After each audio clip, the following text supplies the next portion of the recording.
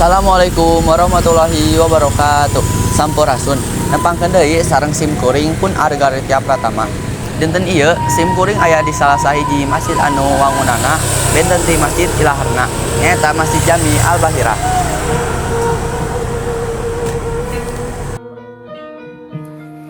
Masjid Jami Al-Bahirah pernahna di Jalan Bapak Ampi nomor 1 RT 2 RW genep Kelurahan Baros Kecamatan Cimahi Tengah.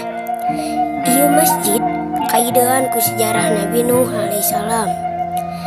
Sejarah Nabi Nuh ieu jadi salah sahiji kasang tukang arsitektur ieu masjid. Arsitekturna winangun kapal laut. Ilaharna kapal laut di bagian hareupeuna aya hiji jangkar nu ngahaja dipajang jadi mamanis masjid. Masjid kapal ieu dicet warna bodas jeung krem.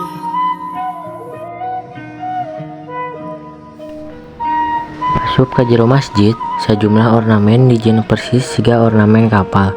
Di mimitian ti lantai coklat masjid nyarupaan lantai kai hiji kapal.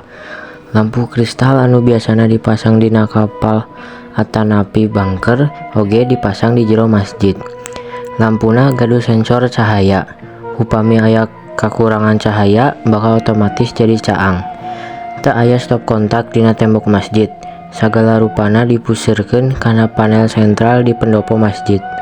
Panel kontrol dijieun nyarupaan panel dina kapal. Steuring jeung kompas dipasang antara panel kontrol. Masjid Al-Bahirah mangrupa wakaf ti keluarga Budianto. Cek testa, anak katilu Budianto eta masjid teh kahayang bapana samemeh maot. Budianto maot dina yuswa 60 tahun. Tahun 2002, saenggeus 17 tahun pupusna, keluarga Budianto mutuskeun pikeun nyumponan kahayang bapana samemeh anjeunna maot. Anjeunna hayang ngawangun masjid. Tahun 2015 masjid mimiti dibangun. 8 bulan ti harita, tahun 2016 masjid mimiti bisa digunakan pikeun aktivitas ibadah. Pamirsa, simkuring pun Arga Ritya Pratama amit mundur. Wassalamualaikum warahmatullahi wabarakatuh.